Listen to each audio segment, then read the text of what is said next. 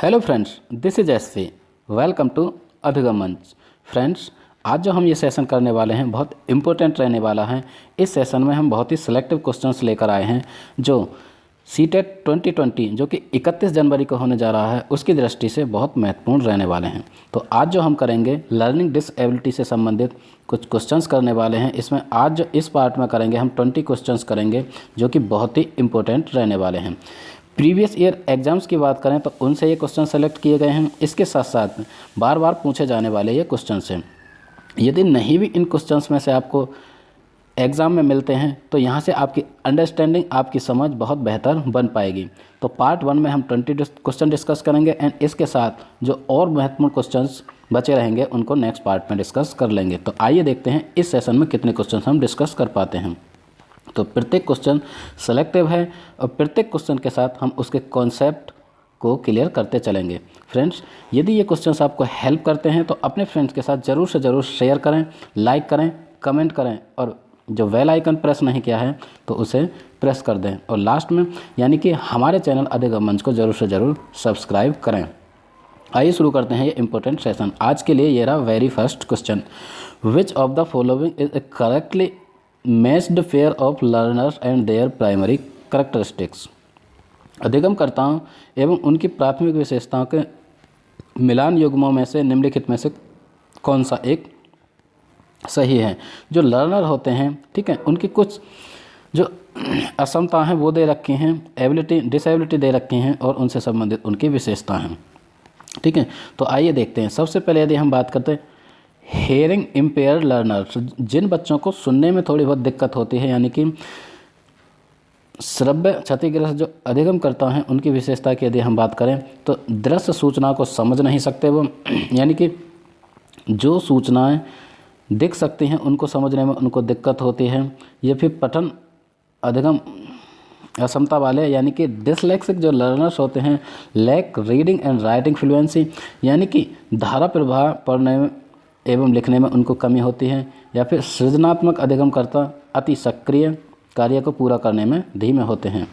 D की हम बात करें तो अवधारणात्मक कमी अधिगमकर्ता यानी कि अटेंशन डेफिसिट जो लर्नर्स होते हैं वो हाई मोटिवेशन रखते हैं या फिर लंबे समय तक अवधान में रहते हैं। तो फ्रेंड्स, यहाँ पे हम बात करें सबसे पहले बी ऑप्शन बिल्कुल करेक्ट रहेगा। बी ऑप्शन की बात करते हैं तो जो डिसलेक्सिक लर्नर्स होते हैं या जिन बच्चों को जो लर्निंग डिसेबिलिटी है उसकी यदि हम बात करें, जो डिसलेक्सिया होती है वो बच्चे लिखने और पढ़ने में दिक्कत महसूस करते हैं। कुल मिला के हम कह सकते हैं कि धारा प्रभाव पढ़ने और लिखने में उनको दिक्कत रहेगी। यदि लिखने पढ़ने दोनों की बात आए तो उसका सीधा सीधा संबंध डिसलेक्सिया से होता है। यदि सिर्फ डिसलेक्सिया का संबंध पूछें तो फ्रेंड्स उनको यानी कि पढ़ने से संबंधित दिक्कत होती है। ठीक है, क्लियर ये बात रहा। लेकिन डिसलेक्सिक जो बच्चे होंगे, इस अधिगम असमता से ग्रसित जो बच्चे होंगे उनको पढ़ने और लिखने दोनों तरह में दिक्कत होती है। ठीक है, तो क्वेश्चन नंबर फर्स्ट का बी ऑप्शन बिल्कुल सही रहता है। इसके साथ नेक्स्ट क्वेश्चन नंबर 2, दूसरा क्वेश्चन क्या कहता है, which one of the following ways is not a suitable way to help hyper active children learn. अति संवेदनशील बच्चों को सीखने में मदद करने के लिए निम्नलिखित में से कौन सा तरीका उपयुक्त तरीका नहीं है। नहीं पे आपको विशेष ध्यान देना है, नहीं पर और एक्सेप्ट, क्योंकि क्वेश्चन वहाँ से बिल्कुल बदल जाता है, उसका आंसर बिल्कुल बदल जाएगा जहाँ पर क्वेश्चन में नहीं लगा दिया। दोबारा से क्वेश्चन देखते हैं। अति संवेदनशील जो बच्चे होते हैं, ठीक है, को सीखने में मदद करने के लिए निम्नलिखित तरीकों में से एक नहीं है। ठीक है, कौन सा उचित नहीं है।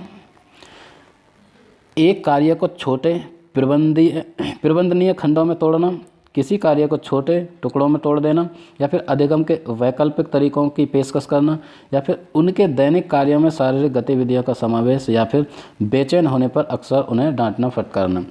यदि हम बात करें अति संवेदनशील बच्चे यानी कि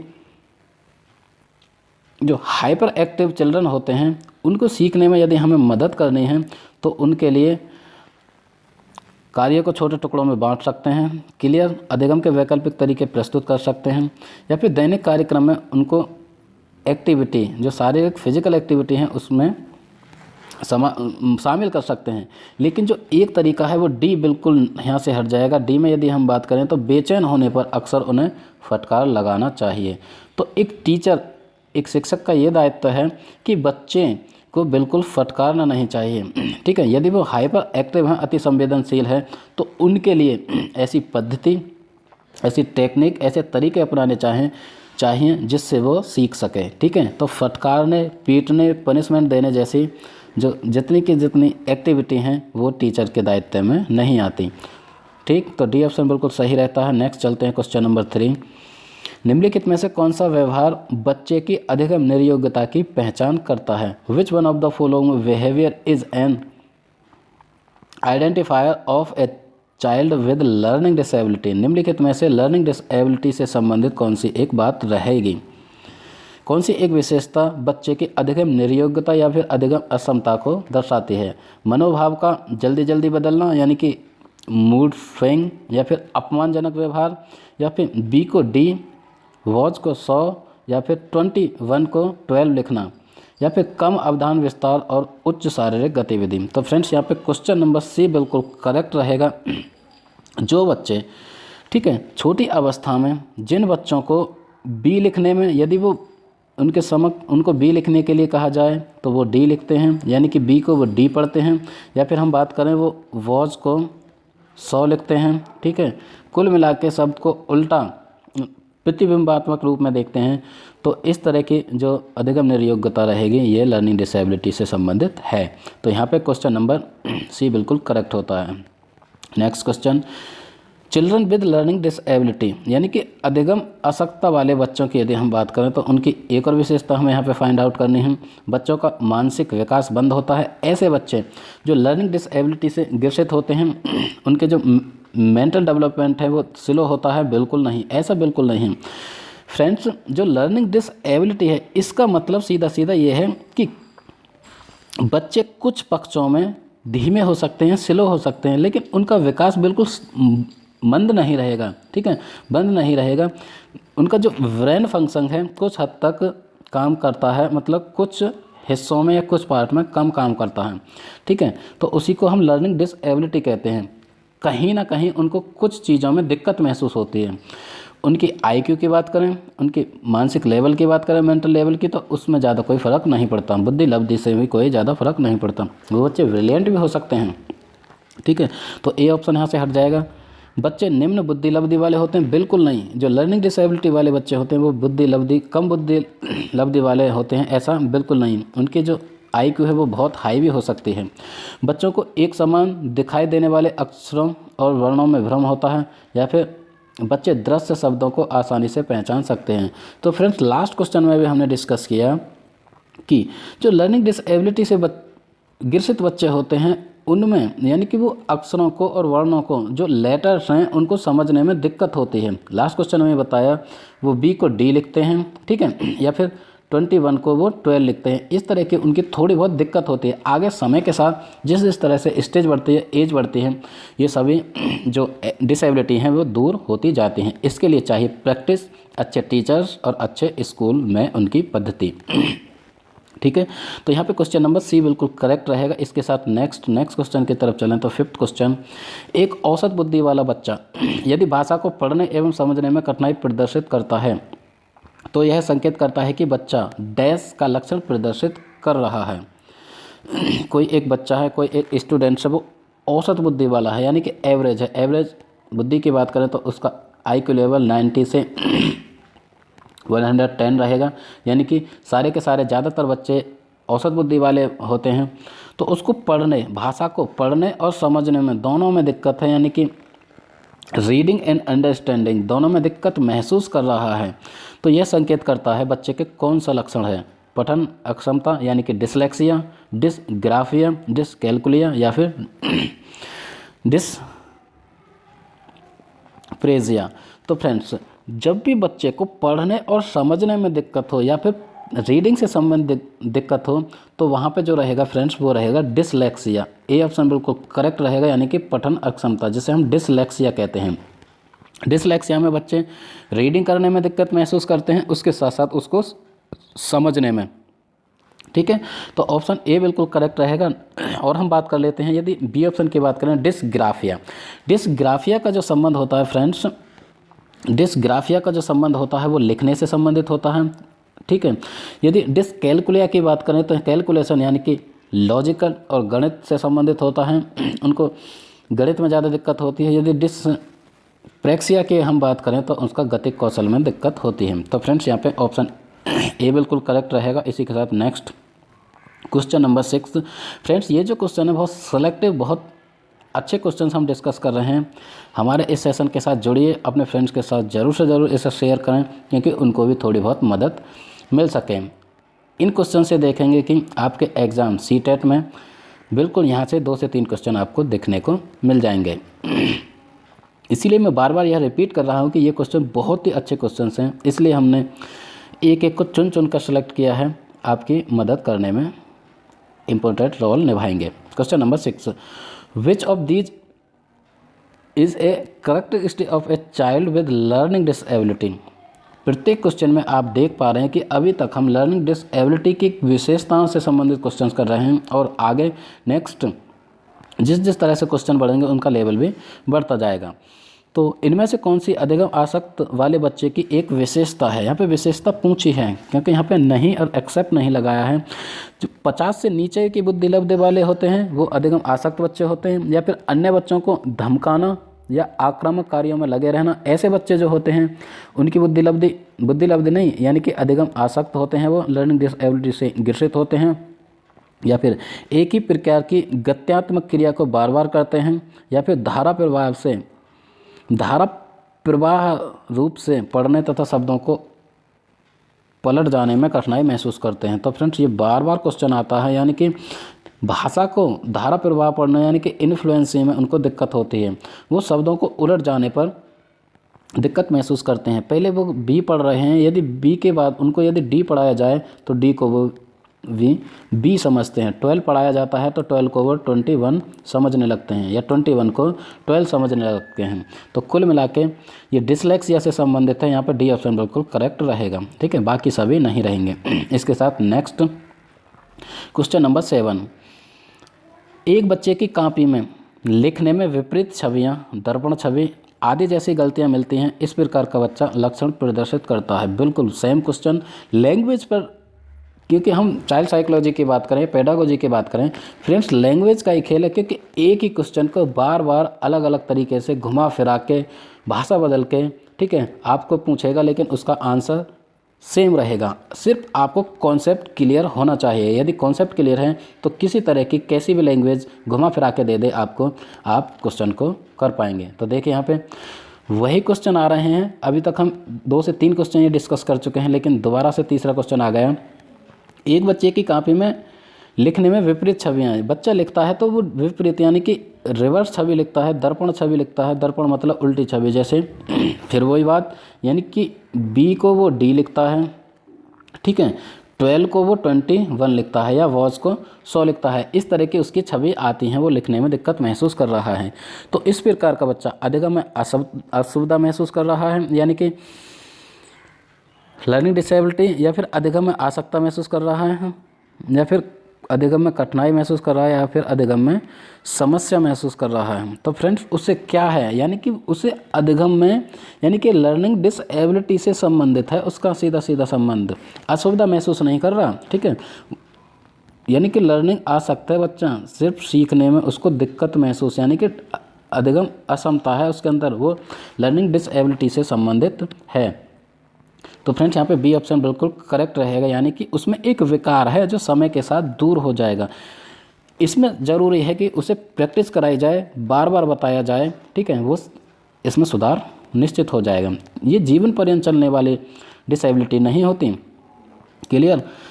इसके साथ नेक्स्ट जो क्वेश्चन है, विकृत लिखावट में संबंधित लिखने की योग्यता में कमी किसका एक लक्षण है। फ्रेंड्स, जहाँ कहीं भी आपको हिंदी जो भाषा है वो डिफ़िकल्ट महसूस लगे, यानी कि उसके जो वर्ड हैं कुछ इस तरह के हैं, समझने में दिक्कत महसूस करते हैं, तो आप इंग्लिश वाले क्वेश्चन पर जाइए, वहाँ से पूरी हेल्प लेंगे। क्योंकि जब भी कभी मिसप्रिंट होता है या हिंदी से संबंधित किसी क्वेश्चन में दिक्कत महसूस होती है तो इंग्लिश वाला जो पोर्शन है उसको ही बिल्कुल वैलिड माना जाता है, वही एक स्टैंडर्ड तरीका होता है, स्टैंडर्ड। तो आइए इंग्लिश वाले को देखते हैं। यानी कि deficiency in the ability to write associated with impaired handwriting is a symptom of. विकृत लिखावट से संबंधित लिखने की जो योग्यता है, बच्चे लिखने में कमी महसूस करते हैं, दिक्कत महसूस करते हैं, तो उनका एक लक्षण है। लिखने संबंधी जो उनका विकार है, उनकी दिक्कत है, तो उसका संबंध किस किस से है। डिसग्राफिया, डिसफ्रेजिया या फिर डिसकैल्कुलिया या फिर डिसलेक्सिया। फ्रेंड्स, हम डिसलेक्सिया को डिस्कस कर चुके हैं। डिसलेक्सिया का संबंध रीडिंग और अंडरस्टैंडिंग से है, पढ़ने और समझने से। डिसकैल्कुलिया की बात करें तो अभी तक ये क्वेश्चन नहीं आया, लेकिन इसका संबंध होता है गणित से, यानी कि गणितीय कैलकुलेशन से, ठीक है। यदि हम डिसफ्रेजिया की बात करें तो इसका संबंध सीधा डिसप्रेक्सिया की यदि हम बात करें तो इसका संबंध गतिक कौशल से होता है। तो यहाँ पे हम बात करें, फर्स्ट ए ऑप्शन ही बिल्कुल करेक्ट हो जाएगा, यानी कि डिसफ्रेजिया का संबंध सीधा लिखने से होता है। जिन बच्चों को राइटिंग में दिक्कत होती है उनका संबंध यानी कि डिसग्राफिया से होता है। वो डिसग्राफिया नामक जो अधिगम अक्षमता है उससे ग्रसित हैं। तो यहाँ पे ए ऑप्शन बिल्कुल करेक्ट होता है। नेक्स्ट इसके साथ question number 9, children with learning disability से संबंधित बच्चों की विशेषता निम्नलिखित में से कौन सी है। Are very active but have a low IQ, बहुत सक्रिय होते हैं लेकिन उनकी बुद्धि लब्धि कम होती है। बिल्कुल वे नहीं। लर्निंग डिसेबिलिटी से ग्रसित बच्चों की जो बुद्धि लब्धि कम नहीं हो सकती, हम ऐसा बिल्कुल नहीं कह सकते। बहुत बुद्धिमान एवं परिपक्व होते हैं, ऐसा ही बिल्कुल नहीं कह सकते, ठीक है। ये दोनों अपवाद हैं। बुद्धि लब्धि कम भी नहीं कह सकते और मतलब बहुत ही परिपक्व है, ऐसा भी नहीं कह सकते। कुछ भी नहीं सीख सकते, ऐसा तो बिल्कुल भी नहीं कह सकते हम। किसी भी बच्चे के साथ ऐसा बिल्कुल नहीं कह सकते कि वो बिल्कुल कुछ भी नहीं सीख सकता। सारे ऑप्शन हट गए। अधिगम के कुछ पक्षों में संघर्ष करते हैं, यानी कि जो लर्निंग से संबंधित कुछ डिफ़िकल्टी उनको महसूस होती हैं, सारी की सारी नहीं। उनका IQ कितना है, वो कितने मैच्योर हैं, कितनी इंटेलिजेंस हैं, ये चीज़ें मैटर नहीं करती एज के हिसाब से, ठीक है। तो सिर्फ कुछ पक्षों में लर्निंग से संबंधित struggle with some aspects of learning के कुछ एस्पेक्ट्स में उनको दिक्कत महसूस होती है, उनको कुछ परेशानी और समय के साथ वो दूर हो जाती है। तो इसी को हम लर्निंग डिसेबिलिटी यानी कि सीखने में आसक्तता कहते हैं। तो यहाँ पे डी ऑप्शन बिल्कुल करेक्ट रहता है। नेक्स्ट चलते हैं इसके साथ क्वेश्चन नंबर 10, भाषा अवबोधन में संबंध विकार है। भाषा अवबोधन a disorder related to language comprehension. भाषा से संबंधित जो विकार है, जो डिसेबिलिटी है, उसे क्या कहेंगे। अफेजिया, एप्रेक्सिया, डिसलेक्सिया या फिर अस्पेक्सिया। तो फ्रेंड्स ए ऑप्शन बिल्कुल करेक्ट रहेगा, यानी कि जो अफेजिया है, ठीक। अफेजिया को हम जो कहते हैं वो भाषा संबंधित विकार रहेगा, यानी कि उन्हें बोलने में दिक्कत महसूस होगी, ठीक है। तो यहाँ पे क्वेश्चन नंबर 10 का ए ऑप्शन बिल्कुल करेक्ट रहेगा और बाकी सारे ऑप्शन हम लास्ट क्वेश्चन में बार बार रिपीट कर चुके हैं।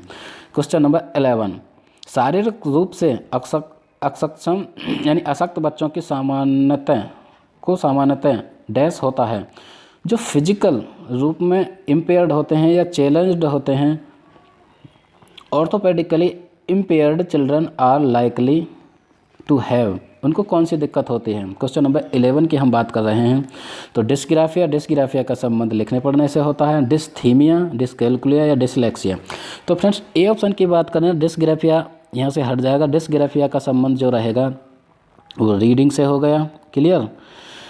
यदि डिसकैल्कुलिया का संबंध हमने बताया कैलकुलेशन से हो गया, और डिसलेक्सिया का संबंध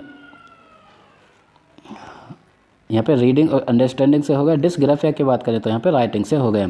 तो एक ही ऑप्शन बचता है, यानी कि ऑप्शन नंबर बी यानी कि डिसथीमिया की यदि हम बात करें तो यानी कि शारीरिक रूप से जो अक्षम बच्चे हैं उनको डिसथीमिया रहेगी। बाकी यदि हम बात करें तो वो सारी के सारी लर्निंग डिसेबिलिटी रहेंगी।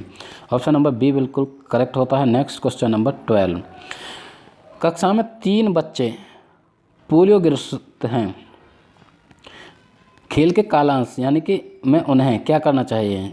क्लास में देखा, आप टीचर हैं, आप गए तो आपने देखा कि आपकी क्लास में 3 बच्चों को पोलियो, ठीक है, वो कुछ दिक्कत महसूस करते हैं यानी कि फिजिकली चैलेंज्ड हैं कुछ हद तक। तो अब आता है स्पोर्ट्स का पीरियड, उसमें आप क्या करेंगे, एक कोने में बिठाना चाहिए ताकि वे खेल का आनंद ले सकें। उनको कहेंगे कि आप एक कॉर्नर में जाकर चुपचाप बैठ जाइए और खेल का आनंद लीजिए, ठीक है।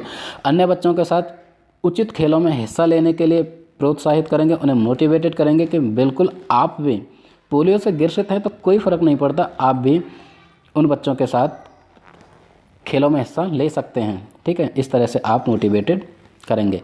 या फिर केवल आंतरिक खेलों में शामिल होने की अनुमति देनी चाहिए, सिर्फ जो इंटरनल खेल है उनमें कहेंगे कि आप इनमें खेल सकते हैं। या फिर कक्षा के सभी विद्यार्थियों के साथ खेलने के लिए जोर डालेंगे, उनको जोर डालेंगे यानी कि जोर ज़बरदस्ती करेंगे।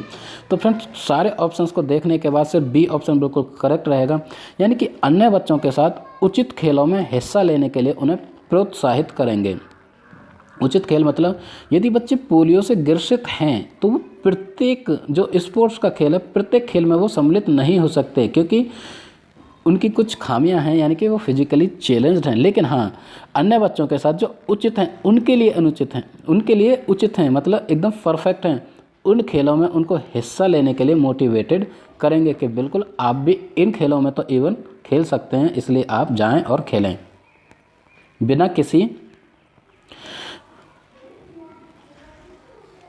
डिफ्रेंशिएशन के, मतलब किसी तरह का कोई भेदभाव नहीं रहना चाहिए। तो यहाँ पे बी ऑप्शन बिल्कुल करेक्ट रहेगा। इसके साथ नेक्स्ट क्वेश्चन नंबर 16, 5वीं कक्षा के दृष्टिबाधित विद्यार्थी को, जो एक 5th क्लास का स्टूडेंट है वो दृष्टिबाधित है, दृष्टिबाधित उसे देखने में दिक्कत महसूस है, ठीक है, दिक्कत है। तो आप क्या करेंगे, निचले स्तर के कार्य करने की छूट देंगे, उसे जो कुछ छोटे कार्य हैं उन्हें करने में छूट देंगे कि आप इनको कर सकते हैं, टाइम ले सकते हैं ज़्यादा। माता पिता और मित्रों द्वारा उसे दैनिक कार्यों को करने में सहायता की जानी चाहिए। या फिर कक्षा में सामान्य रूप से व्यवहार किया जाना चाहिए और श्रव्य सीडी के माध्यम से सहायता उपलब्ध कराई जानी चाहिए। या फिर कक्षा में विशेष व्यवहार करना चाहिए। तो फ्रेंड्स 5th क्लास का कोई एक बच्चा है जो कि दृष्टिबाधित है, तो उसको समान रूप से अपॉर्चुनिटी दी जाए, प्रत्येक बच्चे के साथ उसे पैरेलल रखा जाए यानी कि समांतर श्रेणी में रखा जाए। तो फ्रेंड्स यहाँ पे सी ऑप्शन बिल्कुल करेक्ट रहेगा, यानी कि कक्षा में सामान्य रूप से व्यवहार किया जाए। सबसे पहले तो किसी बच्चे को किसी तरह की कोई दिक्कत है, चाहे वो दृष्टिबाधित है, चाहे वो हेयरिंग इम्पेयर्ड है, किसी तरह का उसे दिक्कत है, तो उसके साथ सामान्य रूप से व्यवहार किया जाए जैसे और स्टूडेंट के साथ हम करते हैं। इसके साथ साथ उन बच्चों के लिए श्रव्य सीडी के माध्यम से उनकी सहायता उपलब्ध करानी चाहिए, क्योंकि वो सामान्य यानी कि औसत बच्चों के साथ अपने आप को खड़ा महसूस कर सकें, वो यह न समझे कि उनके साथ किसी तरह का कोई पक्षपात हो रहा है। तो यहाँ पे सी ऑप्शन बिल्कुल करेक्ट होता है। नेक्स्ट क्वेश्चन नंबर 14, ये रहेगा 14वां क्वेश्चन। एक बच्चा जो आंशिक रूप से देख सकता है, यानी कि बच्चे को देखने में थोड़ी बहुत दिक्कत महसूस हो रही है, देखने में, यानी कि a child who can see partially, आंशिक रूप से यदि देखने में दिक्कत है तो बिना किसी प्रावधान के उसे नियमित विद्यालय में डालना चाहिए। हाँ, उसे नियमित विद्यालय में तो डालना चाहिए, लेकिन कुछ प्रावधान, कुछ उनके लिए सुविधाएं करनी चाहिए ऐसा। तो ऑप्शन ए यहाँ से हट जाएगा। उसे शिक्षा नहीं देनी चाहिए क्योंकि वह उसके किसी काम नहीं आएगी। बिल्कुल नहीं जी, बिल्कुल नहीं। इस तरह के नकारात्मक जो ऑप्शन आए उनको तो आप आंख बंद करके हटा सकते हैं कि उनको शिक्षा नहीं देना चाहिए, क्योंकि कौन होते हैं हम ये कहने वाले कि उनको शिक्षा नहीं देनी चाहिए, या ये ऑप्शन कौन होता है कि उनको शिक्षा नहीं देना चाहिए। प्रत्येक बच्चा शिक्षा का अधिकारी है, ठीक है। प्रत्येक बच्चे को, यानी राइट टू एजुकेशन की यदि हम बात करें तो प्रत्येक बच्चे को जो 6 से 14 साल का उसे फ्री और कंपलसरी एजुकेशन की बात हमारा संविधान भी करता है। तो ये तो कतई भी नहीं कहा जा सकता कि उनको शिक्षा नहीं देनी चाहिए, चाहे बच्चा किसी भी रूप में इम्पेयर्ड हो, किसी भी तरह से उसे दिक्कत महसूस हो, ऐसा बिल्कुल नहीं कह सकते। तो ऊपर के दोनों ऑप्शन हट जाते हैं। सी की बात करें, उसे अलग संस्थान में डालने की आवश्यकता है, तो ऐसा बिल्कुल नहीं है, ठीक है। मान लीजिए एक पल के लिए हम एक्सेप्ट कर लें कि उसे अलग इंस्टीट्यूट में डाल दें। लेकिन जहाँ पर इस तरह के इंस्टीट्यूट नहीं हैं, चाहे यदि हम सुदूर रूरल क्षेत्र की बात करें, ग्रामीण क्षेत्र की बात करें, बड़े बड़े महानगरों में हो सकता है कि इस तरह के कोई इंस्टीट्यूशन हो, दिल्ली, कलकत्ता, बेंगलोर, इस तरह के, मुंबई, बड़े बड़े इंस्टीट्यूट हैं, तो वहाँ पे इस तरह के बच्चों को अलग से इंस्टीट्यूट हों जो पढ़ा सकें, स्कूल हों, ठीक है। लेकिन जहाँ पर नहीं है वहाँ क्या करेंगे, तो इसलिए सी ऑप्शन भी हट जाएगा। डी की बात करें तो डी बिल्कुल करेक्ट रहेगा। विशेष प्रावधान करते हुए उसे नियमित विद्यालय में रखना चाहिए। नियमित विद्यालय की हमने ऑप्शन ए में बात की। तो विशेष प्रावधान किए जाएं स्कूल में, पेरेंट्स के हिसाब से भी और स्कूल में और क्लास में, और उसे नियमित विद्यालय में जिसमें सभी बच्चे पढ़ते हैं, यानी कि 140 IQ वाला बच्चा भी पढ़े वहाँ पे, यानी कि जो ब्रिलियंट बच्चे हैं वो भी पढ़ें, और ये भी मतलब नियमित विद्यालय में ही उसे पढ़ना चाहिए। लेकिन उसके लिए बशर्ते विशेष प्रावधान की ज़रूरत है। तो यहाँ पे डी ऑप्शन बिल्कुल करेक्ट होता है। नेक्स्ट यानी कि 15th क्वेश्चन, 15वां क्वेश्चन, कोई शिक्षिका अपनी कक्षा में फर्नीचर की तीखी धार वाले किनारों को रुई से ढका रखने को कहती है और छुओ तथा अनुभव करो वाले सूचना पट्टों का उपयोग करने को कहती है। वह किस वर्ग के विशेष विद्यार्थियों की आवश्यकता पूर्ति करने का प्रयास कर रहे हैं। फ्रेंड्स, कोई एक टीचर हैं, उसके जो फर्नीचर हैं, ठीक है, उस पर तीखी धार के कुछ कॉर्नर हैं, ठीक, जैसे बेंचेस आदि होते हैं, तो उसके जो कॉर्नर हैं वो थोड़े तीखे हैं, मतलब उसमें थोड़ी सी कॉर्नर में चुभ सकते हैं यदि उस पर हाथ रख दिया जाए, लग दिया जाए। तो टीचर कहती है कि उनको रुई से ढक दिया जाए, ठीक है, उस पर रुई को वो बांध देती है और इस तरह के बोर्ड लगाती हैं कि इसे छुओ और महसूस करो, ऐसा कहती है। तो रुई किस लिए बांधती है वो, ठीक है, यहाँ पे ये बात पूछी जा रही है। तो दृष्टि विकलांग विद्यार्थियों के लिए, जिनको देखने में दिक्कत है उनके बचाव के लिए, या फिर श्रवण विकलांग विद्यार्थियों के लिए, या फिर सीख न सकने वाले विद्यार्थियों के लिए, या फिर सामाजिक रूप से वंचित शिक्षार्थियों के लिए। तो फ्रेंड्स, यहाँ पे देखने से संबंधित बात हो रही है, यानी कि यदि बच्चे जो नॉर्मल रूप से ठीक ठाक हैं उनको कोई दिक्कत नहीं होगी, लेकिन जो देखने में चैलेंज्ड महसूस कर रहे हैं, दिखने में थोड़ी बहुत दिक्कत है, तो उनको सीरियस इंजर्ड हो सकते हैं, वो इंजरी हो सकती है, इसलिए वो उस पर रुई बांधती हैं। तो फ्रेंड्स, यहाँ पे ऑप्शन नंबर ए यानी कि फर्स्ट बिल्कुल करेक्ट रहेगा, यानी कि दृष्टिबाधित जो विकलांग हैं उनकी सहायता करने की कोशिश कर रहे हैं, या उनकी सहायता की वो पूर्ति करने का प्रयास कर रहे हैं। ऑप्शन ए बिल्कुल करेक्ट होता है। 16 यानी कि 16वां क्वेश्चन, सुनने में असमर्थ बच्चा, जिस बच्चे को यानी कि जो हेयरिंग इम्पेयर्ड है, सुनने में उसे दिक्कत महसूस हो रही है, तो उसकी कौन सी एक विशेषता है। नियमित विद्यालय में बहुत अच्छा कर सकता है यदि उसे उपयुक्त सुविधा और साधन उपलब्ध कराया जाए, ठीक है, या फिर नियमित विद्यालय में अपने सहपाठियों के समान सभी प्रदर्शन नहीं कर सकेगा। नहीं की बात आ रही है तो इसे हटा दो आंख बंद करके तो नहीं हटेगा, लेकिन हाँ आंख खोल के रखो, क्योंकि आप एग्जाम में जाएंगे तो आंख तो खुली रहनी चाहिए, वरना आप कुछ भी नहीं कर पाएंगे। श्रवण असमर्थता वाले बच्चों के विद्यालय में ही भेजा जाना चाहिए, नियमित विद्यालय में नहीं। ऐसा बिल्कुल नहीं है कि बच्चे को नियमित विद्यालय में भेजें। केवल अकादमिक शिक्षा के लाभ नहीं उठा पाएगा, ऐसा बिल्कुल नहीं है। तो फ्रेंड्स, जहाँ पे नेगेटिव नकारात्मक बात हो उन सबको आंख बंद करके हटा दो, दोबारा से आंख बंद करके नहीं, आंख खोल के। तो फ्रेंड्स, यहाँ पे ए ऑप्शन बिल्कुल करेक्ट रहेगा। ऑप्शन ए कहता है नियमित विद्यालय में बहुत अच्छा व्यवहार कर सकते हैं। ऐसे हम अप्रोच रखें, चाहे वो फिजिकली चैलेंज्ड हों, चाहे वो हेयरिंग इम्पेयर्ड हों, सुनने में दिक्कत महसूस हो, या फिर उनको देखने में दिक्कत महसूस हो, यानी कि दृष्टिबाधित बच्चे हों, लेकिन आप ऐसा अप्रोच रखें, ऐसे थिंकिंग रखें कि वो अच्छा कर सकते हैं। नियमित विद्यालय में जो रेगुलर स्कूल्स हैं उनमें वो बहुत अच्छा कर सकते हैं। सिर्फ उनको चाहिए क्या कि उपयुक्त सुविधा हो उनके हिसाब से, और साधन यानी कि कुछ सोर्सेज उपलब्ध कराए जाएं। तो यहाँ पे ऑप्शन ए बिल्कुल करेक्ट रहेगा। फ्रेंड्स, ये जो क्वेश्चन हैं बहुत सेलेक्टिव हैं, क्योंकि एक कमेंट आया था हमें कि सर आप लर्निंग डिसेबिलिटी से संबंधित कुछ क्वेश्चन डिस्कस कीजिए। बेसिकली ये तो हमारे प्लानिंग है, मतलब किसी कॉन्सेप्ट को हम छोड़ने वाले नहीं हैं, सभी से संबंधित क्वेश्चन कर रहे हैं।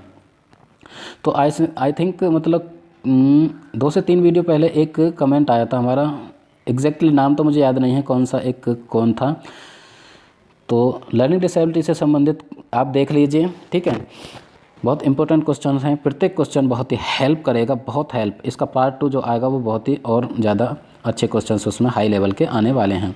तो फ्रेंड्स यहाँ से गारंटी के साथ कह सकता हूँ कि 1 से 2 क्वेश्चन आपको ज़रूर मिल जाएगा, क्योंकि यही रिपीटेड क्वेश्चन हैं, इन्हीं से क्वेश्चन बनते हैं। इसके बाद 17 क्वेश्चन। और हाँ, like comment share and subscribe जरूर से करें, क्योंकि हम इतनी मेहनत कर रहे हैं तो इसका थोड़ा बहुत हमें मोटिवेशन मिलना चाहिए। आपकी लाइक हमारे लिए अभिप्रेरणा का काम करेगी। क्वेश्चन नंबर 17, 17वां क्वेश्चन, हम लास्ट पड़ाव पर जाने वाले हैं। माध्यमिक विद्यालय में कक्षा में शिक्षिका के पास एक बधिर बच्चा है, उसके लिए महत्वपूर्ण है। बधिर यानी कि बोलने में उसको दिक्कत महसूस है किसी बच्चे को थोड़ी थोड़ी, ठीक है, मतलब ऐसा नहीं कि वो बिल्कुल नहीं बोल पा रहा, कुछ हद तक वो बोल पाता है, तो उसके लिए क्या महत्वपूर्ण है आपके हिसाब से। फ्रेंड्स, आप एक टीचिंग अप्रोच लगाएं। मान लीजिए आप एक टीचर हैं, सीटेट देने जा रहे हैं, तो आप अपने आप को टीचर के तौर पर सोचिए कि आप की जॉब पक्की है, आप टीचर बन के चले गए, तो बच्चों के साथ आपका जो बिहेवियर है, अप्रोच है, कौन सी रहेगी, ठीक। तो इस तरह से आप सोचें, आप बच्चा बन के भी सोच सकते हैं और टीचर बन के भी। जो बधिर बच्चा है उसके लिए महत्वपूर्ण है। विद्यालय सलाहकार जो काउंसलर है, काउंसलर से कहें कि बच्चे के अभिभावकों से बात कर उन्हें विद्यालय से हटा दिया जाए। बिल्कुल नहीं जी, ऐसा कैसे कर सकते हो आप? आपकी कौन सी अथॉरिटी होती है कि आप किसी भी स्टूडेंट्स को किसी कारणवश ये कहें कि उसे हटा दिया जाए? नहीं जी, आप ये तय नहीं कर सकते, ठीक है। स्कूल भी ये तय नहीं कर सकता जी ऐसे कि बच्चे को हटा दिया जाएगा, वो तय करेगी CBSE NCTE, यानी कि जो ये निर्धारित करते हैं वो तय करेंगे। इसके बाद बी ऑप्शन की बात करें, वह बच्चे को उस स्थान पर बैठाए जहां वह शिक्षिका के होठ तथा चेहरे के भाव को साफ तौर पर देख सके, ठीक है, या फिर उसके प्रति संकेत करें जैसा वह बच्चा बार बार भी नहीं कर पा रहा है, या फिर बच्चे को डांट फटकार दें। ऐसा बिल्कुल नहीं, डांटने फटकारने की बात बार बार रिपीट होगी तो उसे हटा दीजिए, उसके प्रति संकेत करें। बोलने में जो बच्चा दिक्कत महसूस कर रहा है, थोड़ी थोड़ी दिक्कत महसूस कर रहा है, तो उसके लिए एक टीचर को चाहिए कि बी ऑप्शन बिल्कुल करेक्ट रहेगा, यानी कि वो बच्चे को उस स्थान पर बैठाए जहाँ पर शिक्षिका के वो होठों को यानी कि लिप्स को देख सके। लिप्स को देखने से मतलब चेहरे के एक्सप्रेशन को देख सके, उस हिसाब से वो अपने आप में सुधार कर सकें, ठीक है, डेवलप कर सकें कि किस तरह से कौन सी चीज़ को हमें बोलना है, यानी कि फेस एक्सप्रेशन से वो चीज़ों को समझ सके। तो यहाँ पे बी ऑप्शन बिल्कुल करेक्ट रहेगा। इसके साथ 18 क्वेश्चन, 18वां क्वेश्चन क्या कहता है, श्रवण ह्रास से ग्रसित बच्चे कक्षा में किस सबसे मुख्य समस्या का सामना करते हैं। श्रवण ह्रास यानी कि जो हियरिंग इम्पेयर्ड होते हैं, ठीक है। Major frustration that children with hearing loss, जिन बच्चों को सुनने में दिक्कत महसूस होती है वो कौन सी एक समस्या का सामना करते हैं। प्रस्तावित पाठ्य पुस्तक को पढ़ने की अक्षमता, पढ़ने की अक्षमता का संबंध सुनने से नहीं है, वो पढ़ तो बहुत अच्छा सकते हैं, इसलिए ऑप्शन ए हट जाएगा। बी की बात करें, खेल कूद में भागीदारिता निभाने में असक्षम, ऐसा बिल नहीं है, वो खेल कूद में तो भागीदारी निभा सकते हैं, सिर्फ उनको सुनने में तो दिक्कत महसूस है। दूसरों के साथ संप्रेषण करने तथा सूचना को बांटने में अक्षमता महसूस करेंगे, मे भी। दूसरे विद्यार्थियों के साथ परीक्षा देने में अक्षमता महसूस करेंगे, दूसरे साथ के साथ परीक्षा देने में वो दिक्कत महसूस करेंगे, ये नहीं रहेगा। तो फ्रेंड्स यहाँ पे सी ऑप्शन बिल्कुल करेक्ट छटके निखर के आ जाता है, मतलब दूध का दूध पानी का पानी हो जाता है, ठीक है। तो यानी कि ऐसे बच्चे यानी कि कम्युनिकेशन में दिक्कत महसूस करेंगे, जो इन्फॉर्मेशन है, जो सूचना है, उनको एक्सचेंज करने में उनको दिक्कत महसूस रहेगी। कुल मिला के option number C, the inability to communicate और शेयर इन्फॉर्मेशन विद अदर्स, दूसरों के साथ वो इन्फॉर्मेशन को शेयर नहीं कर पाएंगे और वो कम्युनिकेट नहीं कर पाएंगे, ठीक है। तो सी ऑप्शन बिल्कुल करेक्ट। इसके साथ सेकेंड लास्ट क्वेश्चन रहेगा। सेकेंड लास्ट क्वेश्चन क्या कहता है, learning disability in motor skill is called, motor skill की यहाँ पे बात हो रही है फ्रेंड्स। जब भी हम फिजिकल डेवलपमेंट की हम बात कर रहे थे, हमने फिजिकल डेवलपमेंट कराया था, तो वहाँ पे मोटर स्किल दे रहा, 2 type of motor skill, gross motor skill and fine motor skill, हमने वहाँ पे डिस्कस कर चुका है।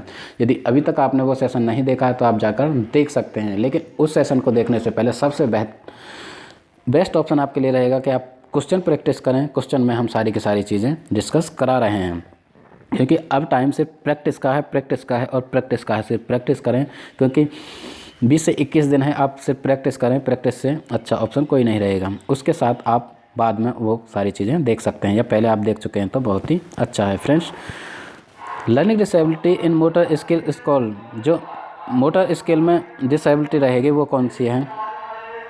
गतिक कौशलों में अधिगम निर्योग्यता कहलाती है। गतिक कौशलों की यदि हम बात करते हैं तो डिसकैलकुलिया बिल्कुल नहीं रहेगी, डिसलेक्सिया बिल्कुल नहीं रहेगी, डिसफेजिया बिल्कुल नहीं रहेगी, तो यह रहेगी फ्रेंड्स यानी कि डिसप्रेक्सिया, यानी कि 19 में क्वेश्चन का डी ऑप्शन बिल्कुल करेक्ट रहेगा। लास्ट क्वेश्चन इस सेशन का फ्रेंड्स,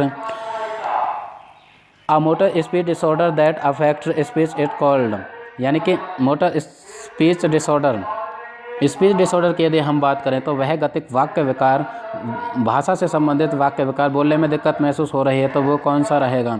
अफ्रेजिया, अफेजिया, डिस्फोबिया या फिर शब्द फोबिया। फ्रेंड्स, शब्द फोबिया की बात करें तो ऐसा कोई होता नहीं है। डिस्फोनिया की बात करें तो ऐसा कोई नहीं होता। तो फ्रेंड्स यहाँ पे यदि हम बात करते हैं वाक्य विकार से संबंधित बी ऑप्शन बिल्कुल करेक्ट रहेगा। ठीक है, तो लास्ट क्वेश्चन यानी कि 20वें क्वेश्चन का बी ऑप्शन बिल्कुल करेक्ट रहता है। तो फ्रेंड्स, ये थे 20 क्वेश्चन जो लर्निंग डिसेबिलिटी अधिक अक्षमता से संबंधित हमने डिस्कस किया। आई होप यहाँ से सारी चीज़ें आपको क्लियर होंगी। लास्ट में ये कहना चाहूँगा कि इस सेशन को लाइक करें, कमेंट करें, शेयर करें और अपने फ्रेंड्स के साथ ज़रूर से ज़रूर शेयर करने के साथ साथ हमारे इस चैनल को सब्सक्राइब करें। अपने फ्रेंड्स के साथ भी आप कह सकते हैं कि वो भी इस सेशन को शेयर करें। यदि अभी तक आपने हमारा चैनल सब्सक्राइब नहीं किया तो सब्सक्राइब करें। इसी के साथ मैं इस पर आपसे विदा लेता हूँ। नमस्कार।